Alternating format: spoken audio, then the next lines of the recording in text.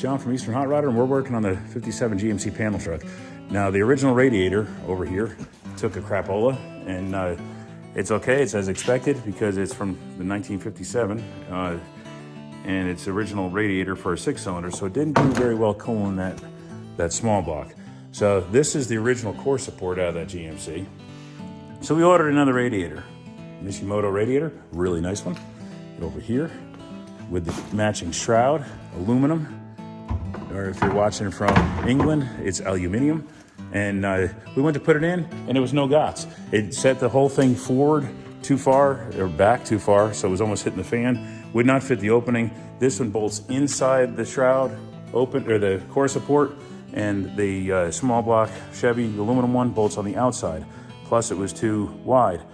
It said it was for a GMC or a Chevy. Turns out, GMC uses a completely different core support. They use Pontiac engines. So that core support was the same one they used, whether they used a Pontiac or a 6.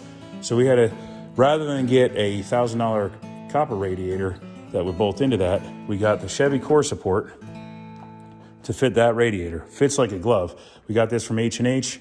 They were kind enough to send me some dimensions so I could make sure it worked. Everything lined up perfect. So when we started taking everything else out, we got one bolt here where the core support bolts in on both sides was existing. And there's one down here. It's a monster hole, so we'll have to use a body washer. So just to keep it from squeaking, we trimmed this back a little bit. We took whatever else we didn't need out of there. So we have it loosely in there now, a couple blocks holding the nose up. And here's the problem. They don't repop the frame mounts for the V8 radiator for the Chevys. You know, the 6-cylinder core support on a Chevy is different than this one even. So what we did is we did a simple thing. I used a piece of 3.5-inch plate steel and welded a 3/4 inch on the back side and a 1 inch on the forward side.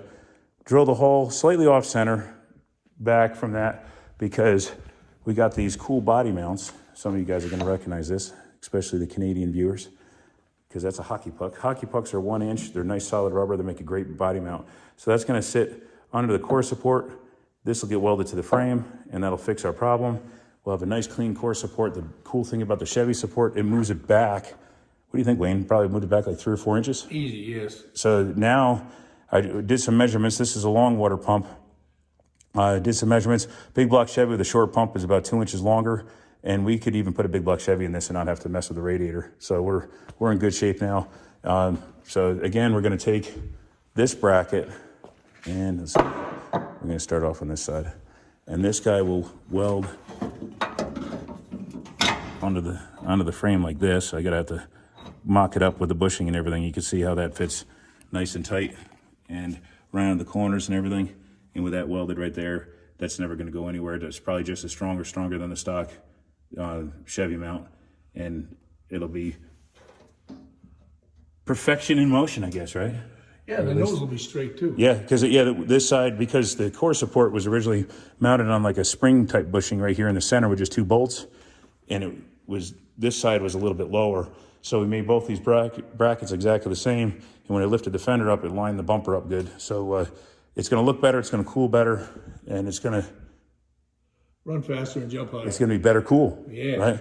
And then we got to just do a bunch of stuff under the hood here because the guy that my mom got this from was a little bit of a corner cutter, and I don't mean like make it nice rounded corners. He was cutting them, making ugly octagons and stuff. So already I got to fix some of the wiring like this hokey crap here. That's not asking for trouble at all. So, and then that, yeah. So we're going to be fixing that. And look at this little agricultural engineering going on there.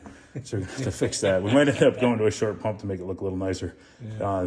But it's coming around. My mom loves this thing. Yeah. She's going to be happy to get it back on the road. It's been a little while. I finally got a chance to work on it. But we already got the front disc brakes in and rotors and everything. We're good to go. We got great brakes. Yep. So it stops good. Put on newer tires, rally wheels. It's looking good. It'll hopefully get to be good and dependable. And she can put a lot of miles on it with a big smile on her face. We'll show you some more once we get this thing tacked in. You can see right there, the bracket's welded on with the pad in place. We trimmed the back side of it so it wouldn't hit the inner fender wheel. Got it all lined up. So now we put the radiator's core support back in. We got to replace these tranny lines because you see whoever ran these was an idiot and kinked that off. Like, I don't know how that tranny fluid's flowing through there. So we're gonna, after we get everything done, we're gonna mount the tranny or the radiator in, and the radiator has a tranny cooler built in, so we can run the lines right to that instead. But we're good. You can see those frame mounts are nice and neat. You're gonna hold up the nose of this truck, no problem at all. There they are. Sorry, I didn't have it on camera. One there, and right there. All right, so radiator's in now. Look at all that clearance we got. This is gonna be nice. So mounts work good. The front end's more level than it was. Everything's nice and stiff. It doesn't move. Radiator's in there good. So we got upper and lower radiator hoses coming, and can't put the shroud on until you convert to a small pump. And then we got to do the tranny lines. Then we can fill this up. And we just found out that about 3/4 of the spark plugs are loose. Look, I've never been able to undo a spark plug with a spark plug wire. Look at that plug move. This guy was a real piece of work that had this car before us. He was full of crap on about everything. That's the way it goes, though. All right, so the radiator's in. We'll show you when we get the hoses and stuff on. This engine has amazing self-removing plugs. That's right. It's easy service. All right, so everything's installed.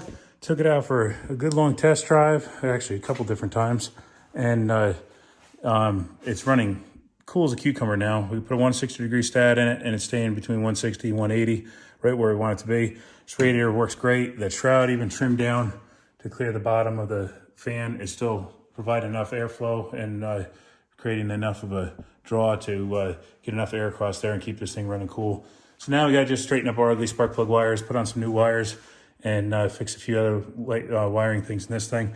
And we're just going to keep improving on the dependability of this. I'd like to see her put an overdrive in it, but it's a good round tounder right now. This is a mess where the plug wires are. But yeah, so that's a Chevy cross member, radiator support. We made those tabs down there in the frame, mounted up the Mishimoto aluminum radiator, and used the shroud that LMC sells. And this motor was mounted a lot lower than a stock one, so we had to cut out the bottom of the shroud, but we kept as much as we possibly could to let the shroud do its job. And we added this overflow in. So we got a good modern style cooling system that's up to the task of going on the road. And I think even if we decide to put a big block in this thing, that radiator is going to be no problem. And we're good to go. So thanks for watching, guys. I know it's a brief one. We didn't cover every little aspect of it. But the main reason I wanted to show you this is that you can modify your GMC to take the Chevy radiator support and use the Chevy radiator. The listing in the magazines and the catalogs that say that Chevy and GMC are the same from 55 to 59 are completely wrong. It is a completely different radiator support. 55 second series to 57 is one, 58 to 59 is another. The radiator fits Chevy only. You have to switch to the GMC crossmember. And now, if you really have to keep the GMC radiator, you can do that. They make the radiators, they're almost $1,000 though, where this radiator and core support was cheaper than just the radiator alone. I think it was about $400 for this radiator. Core support was about 200, a little bit more than 200.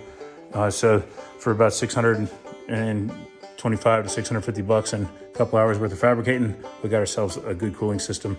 And I actually like the way this one looks better. It gets the radiator down a little bit lower, cleans up that core support area, moves that radiator back towards the grill, so you have a lot more room. You can see we switched to a short pump, but we probably didn't need to if we used the long pump and then did not use this radiator. You can see there's a few inches ahead there. Plenty of room for a big block. Big block Chevys are 2 inches longer, and it's all ahead of the motor mount. So move it 2 inches farther forward, and we have a good 4 or 5 inches there. So there's a good solution for GMCs. It's a good solution if you're missing those parts or have a straight 6 radiator core support and want to switch to the V8 one. It's easy. Thanks for watching.